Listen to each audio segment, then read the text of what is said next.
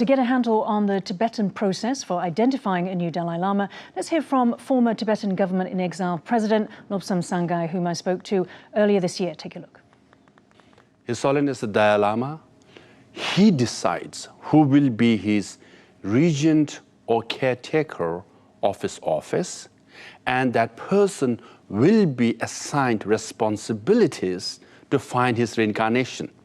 Then this regent or the person in charge will form search parties which will be sent all over the world, and they'll find anywhere from 12 to 20 young boys, mainly between the age of 3 to 6 normally, and then they will narrow down to 10 to 3, and through spiritual process we finalize, and all the spiritual leaders will come together and agree and recognize the final one as true Dalai Lama. So there's a process in place, which means it is the sole discretion of Dalai Lama, right? First, to appoint his regent and give him responsibilities, direct responsibilities, and he will go on to find the next Dalai Lama. Now, Chinese government will have nobody assigned by 14th Dalai Lama to take responsibilities. So a communist atheist party will assign a fake Lama to find fake Dalai Lama.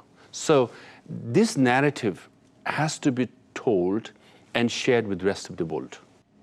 Brian, so can China, an atheist party, that believes that religion is poison, can it control what is a spiritual religious process?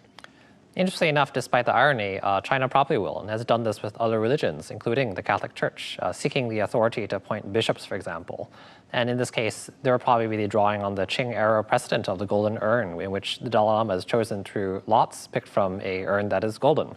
And so in this sense, it's ironic because, of course, the Chinese Communist Party was one of the political forces that helped overthrow the Qing. And now it's actually drawing on this Qing-era dynastic practice to claim authority over the Tibetan religion. In this sense, then, it is this kind of historical murkiness that the CCP is hoping to leverage on to bolster its legitimacy. I think there'll be a lot of questions for Tibetans how to really push against this once this occurs. Yeah, and Julian, I mean, Dalai Lama has already urged his supporters to reject any candidate appointed by Beijing. So, when it comes down to it, which one will be legal, which one illegal? What are all the consequences of having two Dalai Lamas? Well, the only thing that's legal is, at the end of the day, what is backed by force. When we realize that most, if not all, of what Beijing says about pretty much anything is a lie, the only reason why some people believe it is either because they are constrained by force or because their pockets are filled with renminbi. So once China puts a Dalai Lama forward, everybody who will nod yes to this Dalai Lama is either having a Chinese gun on their head or plenty of renminbis in their pockets. But at the end of the day, again, legitimacy is something that is actually very flexible and fluid, especially when it comes to spiritual leaders. If you're a spiritual leader, you're legitimate only because people believe in you.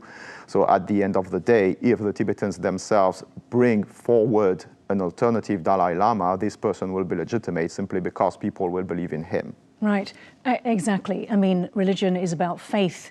Brian, let's go down the route of what happens with the two Dalai Lamas. In what way could China's choice in there being another Dalai Lama undermine Tibetan Buddhism into the future? Yeah, it really does depend on what China does after this takes place. I think they will probably try to trumpet around this Dalai Lama, take them internationally to try to bolster these claims. And then in turn, probably we'll see protests from the Tibetan diaspora community. I mean, this has happened before. But I think also once the Dalai Lama, the current Dalai Lama, passes away, because of his recognizability, it's to be seen how the successor plays out. And I think in the meantime, while they are still young, the government will really have to step in.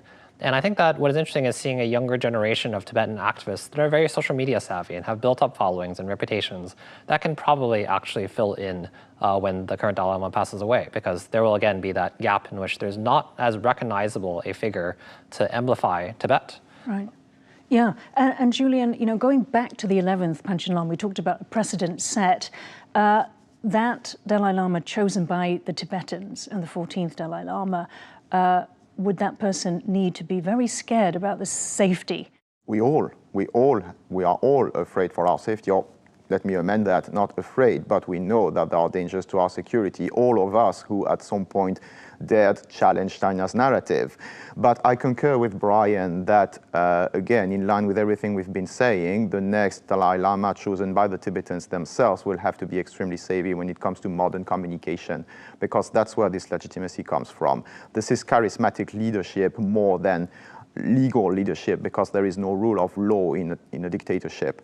So if this person, if this new Dalai Lama emanating from the Tibetans is savvy enough when it comes to social media, to media in general, then he will be able to emulate the kind of charisma and fame that the incumbent Dalai Lama has, and then no one will challenge the legitimacy of this person, whatever China does. Mm-hmm. And we'll just have to hope that they stay alive, which was my point. Brian, going down the comparison, Julian brought in Christianity or Catholicism. There was obviously the split, under Henry VIII. Could we see that kind of thing might happen? Yeah, I think so, depending on who. But then I think there are some Tibetans that are now, at this point, loyal to the CCP. And so those people in Tibet will reinforce these claims. It's also to be seen what kind of dissent occurs in Tibet when this split arises. But when one looks at the long-term history of religion, this sort of thing is in fact quite common. Popes and anti-popes, many other religions with high-ranking monks or priests or other officials, claimants, rival claimants. One sees as monarchs as well, that have also sometimes sought to claim a religious authority. And so in this sense, I think the dynamics actually, if we look at this history, are then familiar. Just they take place in today's age of advanced technology, in which you do have a surveillance state, unfortunately, that we are contending with across the world. Mm-hmm. Julian, do you want to add any thoughts about, again, the sort of Protestantism church, the Protestant church, sorry? You know what? I wouldn't actually compare it with the Reformation. I would compare it more with schisms within the Catholic Church itself, such as, for example, there used to be a time when there were 2 popes, one in Rome and one in Avignon, and at some point there were 3 popes because a third one emerged in Pisa. So this is the kind of comparison, because here, rather than spiritual, which is what happened with Protestantism, which grown from a grassroots movement, primarily concerned with the interpretation of religion, these schemes between several popes was really something political.